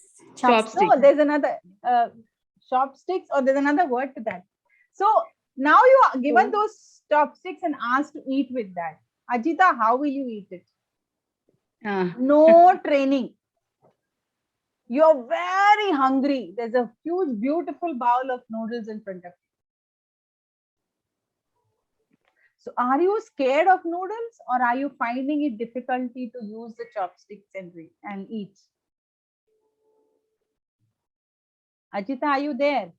Or have Yes, I lost ma'am. you? So what is your condition? Are you scared of eating noodles, or are you finding it difficult to use a chopstick and eat? Because that's an art. How do you eat with it? I've tried it many times. It doesn't work. Yeah. So Vijaya says he's actually not trying to all seeing the difficulty level. So the child is finding it difficult. So you will have to Yes. simplify the techniques further, and repeat these techniques, because don't expect children to pick up fast, as you rightly use the word slow learner. Now again, in slow learners, there are so many categories. Do you have a record of his IQ? Yes, ma'am. He's And what above is that? 95. Yes. Why are you calling him a slow learner if he is 95? You are a special educator. How can you even term Yes, that? ma'am. Yeah, Above 90 yeah. is you and me. Our IQ is normal. And then he's a Yes, normal ma'am. child. See, we can damage a child's image by using a wrong vocabulary. So first of all, he's No. not a slow learner. A slow learner's child IQ will be below 75. And if he's Okay. between 75 and much below, then he definitely has a problem in reading. So his strategies are again different from what I'm telling you. Okay. So if he is a normal child, I'm sure he must be an LD child, and that is why he's struggling so much. So kindly use more visuals, try more techniques, try the techniques that I've shown you. And yes, he needs appreciation. Give the child a lot of appreciation and find out what is a child good at. Okay, What is ma'am. this child good at? Can you tell me? He is good in math, ma'am. And he can use his logical thinking in this electronic goods, like he'll be repairing something or the other. Excellent. Yes, So give ma'am. him public recognition. Okay, ma'am. Tell his parents to appreciate him in public. You do it in the classroom if there is a situation like that in online mode. So give him recognition of that and talk to him about the English vocabulary of that technology that he's good at. Okay, Ask ma'am. him what is this called and what is this called. So there is no local vocabulary to many words of technology that we use. Like refrigerator has many parts. Now, I Yes. don't know the Hindi of that. I don't know the Punjabi of that. I only know switch, or I know all these are English vocabulary, right? So use that yes. vocabulary with him, with what he's good at. So he'll gain confidence. He will be appreciated. He'll get recognition, and then slowly push your phonics into his life. He will be able to do it. Yes, ma'am. Thank you so Thank much. you, Ajita. Yeah. Thank you, ma'am, for re-emphasizing on the fact of focusing on the child's strength and interest to teach the child. Let's take the last few questions. The next question is from Ms. Evelyn.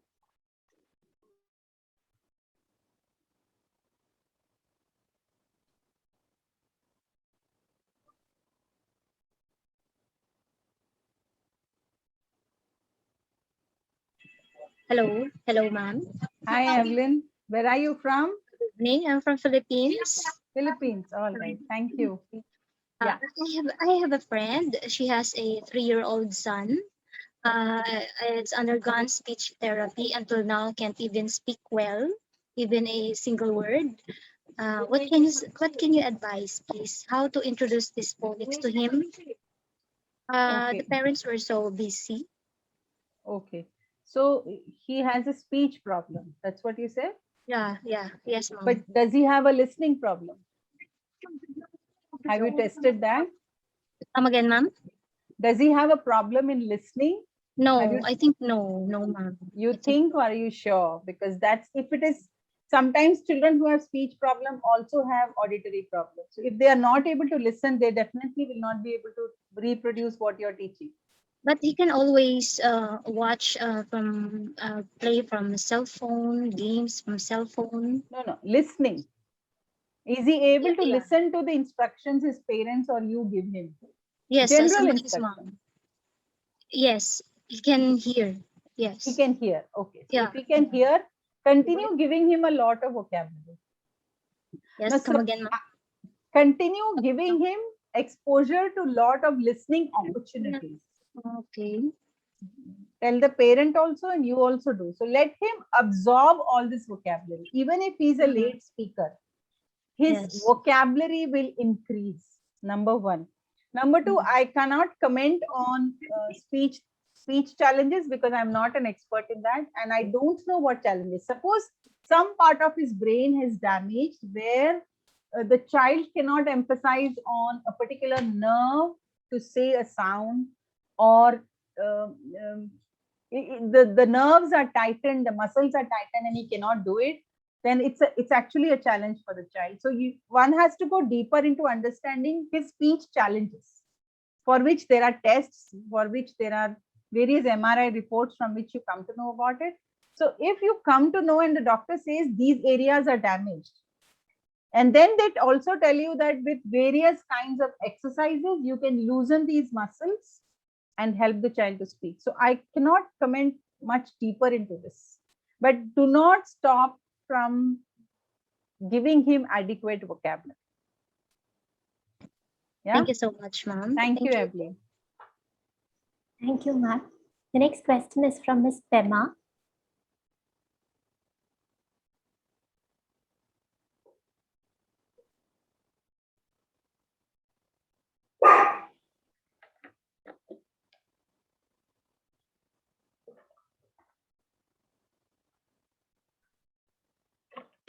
So let me ask a question on her behalf. So her question is, do we actually start teaching children the whole word or break the words with the spelling and teach them? So what is the right approach towards it? I'll be repeating what I've said before. We all learned whole word. Our generation teachers just picked up English reading, read it aloud, we repeated it. I remember in classes those days, the teacher would read the whole sentence and we would all just repeat the whole sentence. Again, the teacher would read that, again we would repeat. And this reading, listening, repeating, reading, listening, repeating made us read English very comfortably. There's no problem with children. People who have learned to read English before 2021. I can say before 2000 or 2005. This is a pattern, maybe 2000. Okay, let's see. So we never knew there's something called phonics. These things came very recent. So my answer would be, if phonic works, do it with that. If whole word works, do it that way. So remember I said phonic, whole word, analyze, choose, move ahead. There are many words which don't go with phonics at all. All my children ask, why do you have to put a P and a H for phonics? Why can't phonics be F? What do I answer? Why is psychology P and S? Why is physics P and H? Why it can't be FICIX? All my LD children ask me this question. Why is P and H created? They ask me. Now tell me. KN, KNOW. We write KNOW and all the words with KN, the K has to be silent. So the child asks, why do you have them? What is the answer I give? So we have to tell them there are these set of words, and every time I tell them English is from many languages. So in those languages, it is pronounced like this. We just have to copy that. Like rendezvous, restaurant. We say restaurant, but it's not restaurant. It's actually restaurant. I speak French and I also speak Russian. So it's restaurant. We don't, our normal teachers don't say restaurant. They say restaurant. Even in families, we say, we are going to the restaurant, and that's not the correct pronunciation. But we say it, children learn it, we repeat it, and the life still goes on. So whatever works, please do that. Help the child to read. Okay, thank you so much, ma'am, for that lovely insight. The next and final question is from Miss Shanti. Hello, ma'am. Thank you so much for taking up Shanti, my again. last question. Okay. Yeah, ma'am. Sorry to bother you again and again. Ma'am, I just wanted to say, see, I have been working in this school for the past for 5 years. I had a had twin children when they were in junior KG with me. That was 3 years ago. Okay, 3 years ago they were with me, but the one twin was in my class. The second twin, like, let me give the names. Purvi was in my class. Ovi was in another class. Ovi turned out to be brilliant. She knew everything. She could read everything. She could do everything. Excellent. But however, Purvi was not up to the mark. She was always afraid in the physical classroom. I had to constantly go and pet her and reinforce this one that she is good enough. I had to keep her in the first bench, talk to her sweetly, etc. Despite all that, she could not complete writing A to Z properly in junior KG in that year. Then her parents, they came to me and they told me that, see, ma'am, we are not happy with the way that Purvi is progressing. So we find that you're teaching her very nicely. So I want that both my children come to your class and let them repeat junior KG. So they both repeated junior KG, but unfortunately, because of COVID, the whole thing turned into an online class.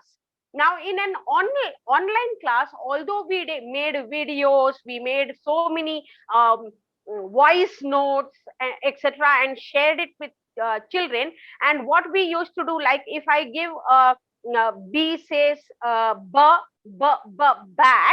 and then all the words of butterfly, boat, etc. What's your question, Shanti?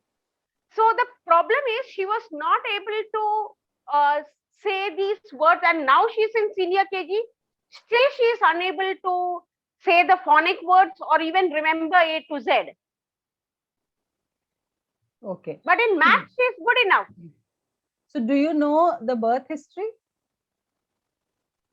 No, ma'am. Please find out. There is a great possibility that one of the child would have born after birth, would have lost a breath, or born little late, water would have leaked. Some story will be associated with this. Okay, ma'am. Not story, something would have happened. So without Incident, having okay. that information, I cannot comment at all on this. Oh, okay, ma'am. So Okay, always as a teacher, I will say that if you have something like this, it's always good to go back and find out the birth history of the child. Just casually ask the parent. Sometimes Okay, even ma'am. parents don't make an observation, and even a doctor doesn't tell them if something has happened. Many times I have seen. I've asked parents to go back to the doctor and ask if he can, if he has any observation made at that time where this thing had happened. Because many times learning impacts are seen much, much, much later. Also, there's a great chance something has happened even in the pregnancy. So Okay. without all this, I can't give you an answer. I won't Okay, do ma'am. justice to the answer. Yeah. Okay, okay, ma'am. Thank you so much. Thank you. Okay. Thank you so much, ma'am, and for emphasizing on an important component of focusing on the case history to understand and help the child to formulate any form of intervention. Thank you so much. Now, I would like to inform both you and also all the participants a big glad thank you to you from our end, because it has been a lovely session and we learned a lot of strategies from you. And thank you so much for patiently answering all the questions. And thank you all participants for actively participating throughout today's session. I've seen the feedback link has already been shared by my team members, but do take a moment out and share your feedback so that we can improve the experience and service with all of you all.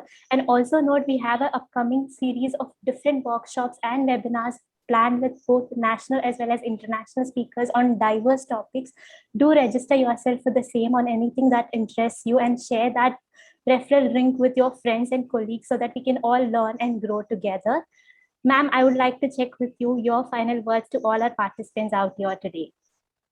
Sure. I think there's somebody, Mehak J, who's typed it twice or thrice. Can I ask my last question? So can you allow that? Sure, yes, ma'am. Let me quickly unmute Please her. allow Shanti can mute. Shanti's can be muted. Yeah. So she's been writing it over and over again. I should miss Mehak Jeswani. Hello, ma'am. Can you hear me? Yeah, Mehak. Yes, ma'am. Please go ahead. Yeah, thank you so much for allowing my question to be asked in the last minute. You're mute. You're once Bubbles? again mute. Can you repeat? Am I muted, ma'am? Yeah, now No, you're we can audible. hear you. Yeah, please go ahead. Yeah, so you discuss strategies when two vowels go together. When two go talking, walking, one does the talking. Remember that strategy. So I wanted to know, for some vowels it is applicable, like AY. So it is away. Only A sound we can hear. But in OI, like coil, oil, we don't say call or all. We are saying oi. The sound is different, when they are combined, OI. And similarly with AU, wherever there are words with AU, we say claw, caught. So this also sound, it's not a sound with the vowel. It is actually O. So in oil, it is oi. What's your And question? So how do we make children read this particular vowel combination? Because That's- this rule is not applicable to all the vowels. Absolutely. Some 3 Same or with 4 are consonants. exceptions. Absolutely, I agree. There are too many rules in phonics, too many. So over and over again, I say that the English language is a collection of many languages, and that's why this problem is going to be there. So I say, especially special needs children, if it works with rules, please teach with rules. If it doesn't work with rules, please teach the whole word. If it doesn't work with whole word, please teach the syllable method. Whatever method, I say this simple, chawal kaise khilaoge aap? How will you feed your child? You will either show a TV, you will talk to somebody and feed your child, or do something. So even if you are a super phonic expert, I have seen many phonics experts unable to help a child with special needs because their way they learn is very different, right? So whatever works, please do that. These rules are not applicable to all. So make a list of words where the rules are applicable and practice that. Bring confidence in the child with that list. Appreciate the child, recognize the child, done. Now you tell that rule is not applicable here. Now let's just read it as it is and go ahead with this. So continuously adding vocabulary in their life in different forms will finally help them to read more confidently. And Mehak, I just saw you writing that 100 is IQ, no, low IQ, something like that I read. So please let me correct that. 90 to 110 is normal. Okay, so she said 95 was her IQ and that child is absolutely normal. All right, thank you. Yes, Revati, I'm done. And my last few words for the fantastic community of ability and the audience is, you guys are amazing. Your participation was just superb, Your feedback, your responses to my questions, my interaction were great. I'm really happy to have a bunch of audience like this who's though is falling in a mix of knowing phonic, not knowing phonic, and expert in phonic, learning together and learning from each other. I'm so happy many of you shared some of the strategies that you practice. So we all got an opportunity to learn some new strategies from each of you. And I'm also very grateful for the amazing questions you asked, because as I said, these questions help us to learn more things which a workshop cannot cover. And of course, the super support of Lily, Revati, and the entire team of Ability. Hats off to you all. I love associating with Ability and doing workshops and webinars for them. Thank you so much. Thank you so much, ma'am. Thank you so much for also answering the last and final question. It shows your passion towards what you're doing and delivering. May the passion continue. Do check out the link for the upcoming event in the month of July, which would be focusing on addressing comprehension challenges, which should be conducted by none other than Bala Saraswati ma'am. If you're interested, do register for the same. And don't forget to refer your friend or a colleague so that we can all learn and grow together. Until we see you for the next time, it's a big bye from Team Ability. Stay safe and take care, all of you. Thank you so much. Stay safe, everybody.